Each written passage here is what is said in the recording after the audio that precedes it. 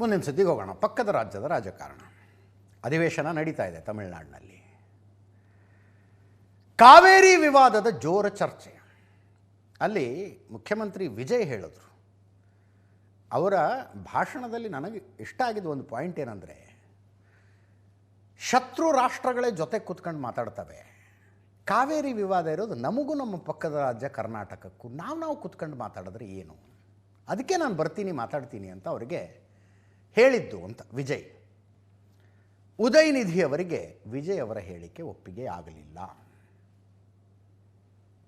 ಕರ್ನಾಟಕದವರು ಮೇಕೆದಾಟು ಕಟ್ಟೋದಕ್ಕೆ ಹೊರಟಿದ್ದಾರೆ, ಅದನ್ನು ತಡೆಯೋದಕ್ಕೆ ನೀವು ಮಾಡ್ತಾ ಇರೋ ಪ್ರಯತ್ನ ಸಾಲದಿಲ್ಲ ಅಂದ್ರೆ ಅವರು ಅಸೆಂಬ್ಲಿಯಿಂದ ರೆಸಲ್ಯೂಷನ್ ಪಾಸ್ ಮಾಡಿಸಿ ಕಳಿಸ್ಬಿಟ್ರೆ, ಒಂದೇ ಸಲ ಹೋಗಿ ಪ್ರಧಾನಮಂತ್ರಿಗಳನ್ನು ಭೇಟಿಯಾಗಿ ಬಂದುಬಿಟ್ರೆ ಸಾಲದಿಲ್ಲ. ಕರ್ನಾಟಕ ಸರ್ಕಾರ, ಕರ್ನಾಟಕದ ಮುಖ್ಯಮಂತ್ರಿ ಮೇಕೆದಾಟು ಕಟ್ಟುವುದರ ಬಗ್ಗೆ ಹಿಂದೆಂದಿಗಿಂತಲೂ ಸೀರಿಯಸ್ ಆಗಿದ್ದಾರೆ. ಏನು ಮಾಡ್ತಾ ಇದ್ದೀರಿ ನೀವು ಅಂತ ಉದಯನಿಧಿ ಪ್ರಶ್ನೆ. ಕೇಳಿಸ್ಕೊಳ್ಳಿ ಒಮ್ಮೆ.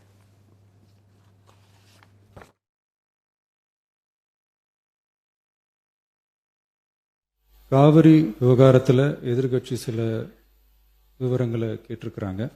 காவிரி நமக்கு உயிர் ஆதாரம், நம்மளோட உணர்வு ரீதியான ஒன்று. அதனால் அதை வச்சு அரசியல் பண்ணுற எண்ணம் துளி கூட நம்ம அரசுக்கு இல்லை, அதுக்கான அவசியமும் இல்லை. மேகதாது விவகாரத்தில் நாம் எல்லாரும் சேர்ந்து தான் தீர்மானம் போட்டோம். அதை நேர்முக கடிதமாக மாண்புமிகு பிரதமர் அவர்களுக்கும் அனுப்பி வச்சிருக்கிறோம். காவிரி நதிநீர் பங்கீட்லேயும் சரி, மேகதாது அணை கட்டுற முயற்சிகளை தடுக்கிறதுலையும் சரி, தமிழ்நாட்டோட உரிமையை நம்ம அரசு கொஞ்சம் கூட விட்டு தரவே தராது. அதுதான் நம்மளோட நிலைப்பாடும்.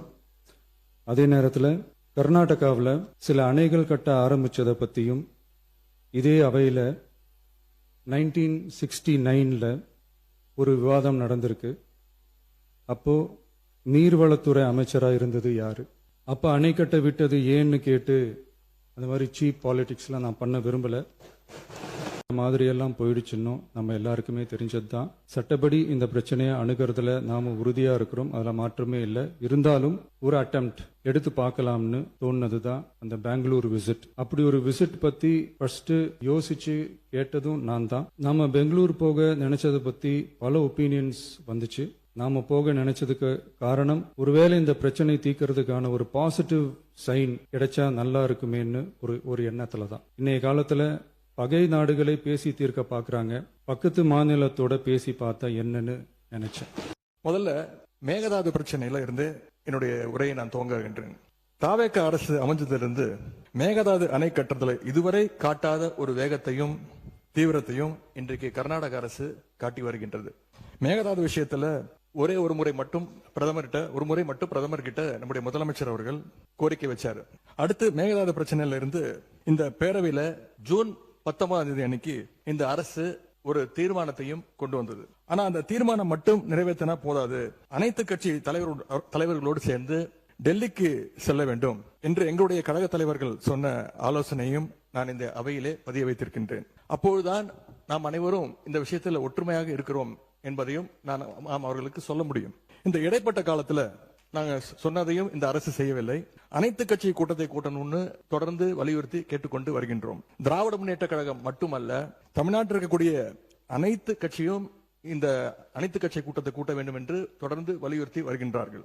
ஏன் கேட்டுக்கிறோம்னா, கர்நாடக முதலமைச்சரும் அந்த அரசும் மேகதாது விஷயத்துல மிகவும் தீவிரமாக செயல்பட்டு வருகின்றார்கள்.